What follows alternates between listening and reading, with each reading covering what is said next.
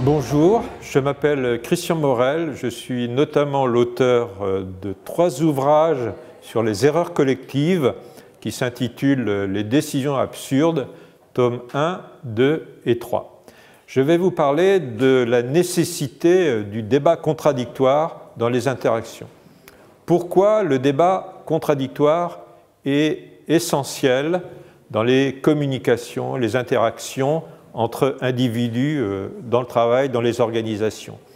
Parce que dans une autre vidéo, j'ai présenté les pièges des interactions, comme l'effet de majorité, la communication silencieuse, le groupe trop amical, etc. Et pour lutter contre ces pièges des interactions, ces effets pervers des interactions, eh bien, un processus qui est très efficace et nécessaire, c'est le débat contradictoire. Alors comment mettre en œuvre le débat contradictoire? Eh bien, il y a la solution classique de l'avocat du diable.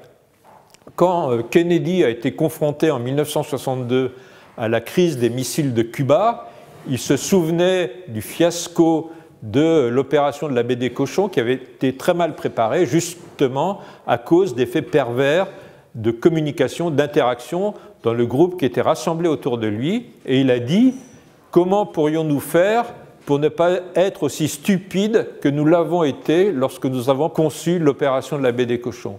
Et pour cela, il a désigné son frère Robert dans le groupe qui était rassemblé autour de lui sur la crise des missiles de Cuba. Il a désigné son frère Robert comme avocat du diable. Une autre modalité pour exercer ce débat contradictoire, eh bien, lors d'une réunion pour concevoir une décision, c'est de concevoir également une autre décision pour qu'il y ait un processus contradictoire entre 2 projets de décision.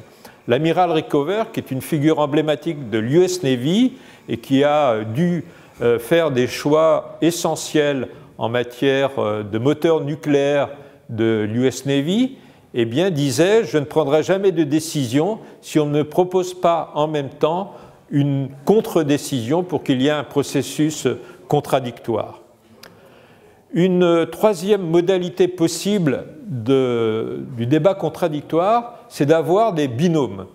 Par exemple, le responsable d'un cabinet d'architecture a décidé que lorsque un chef de projet d'architecture aurait seul un projet à effectuer, eh bien, il serait secondé par un autre chef de projet qui ne serait pas le chef de projet principal, mais qui viendrait de temps en temps regarder ce que fait son collègue pour voir s'il n'était pas engagé dans une voie complètement erronée.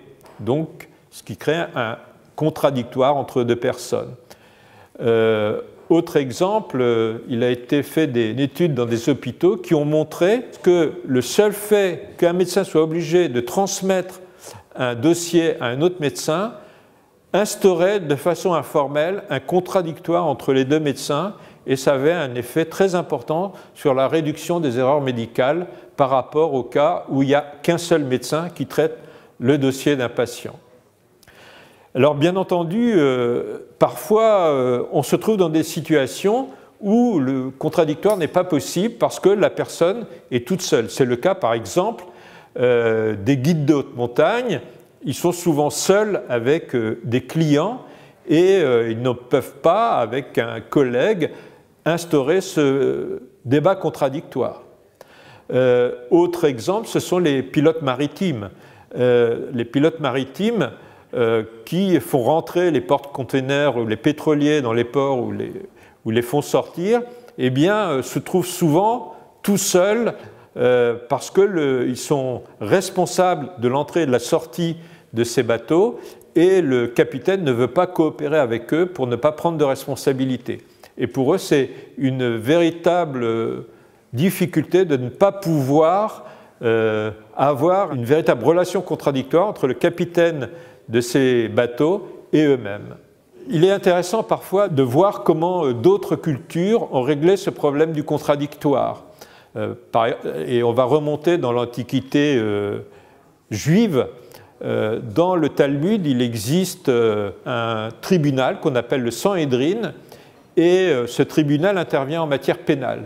Et il y a une règle qui dit que si ce tribunal est composé de 23 juges, et il y a une règle qui dit que si, en cas de condamnation à mort d'un accusé, les 23 juges sont tous d'accord pour condamner à mort l'accusé, eh bien l'accusé est automatiquement acquitté. Alors c'est très surprenant, mais dans l'idée de ceux qui ont conçu cette règle, c'est que si 23 personnes sont d'accord, ça veut dire qu'il n'y a pas eu un processus contradictoire. Donc c'est intéressant de voir que d'autres civilisations ont inventé le contradictoire, avec l'avocat du diable dans la religion catholique, avec cette règle du Sanhédrin dans la culture juive antique.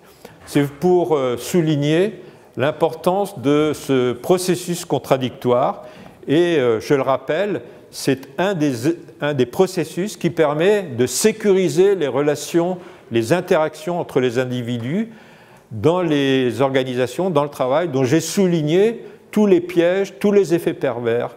Et donc il est essentiel de mettre en place des processus pour éviter ces pièges et ces effets pervers des interactions.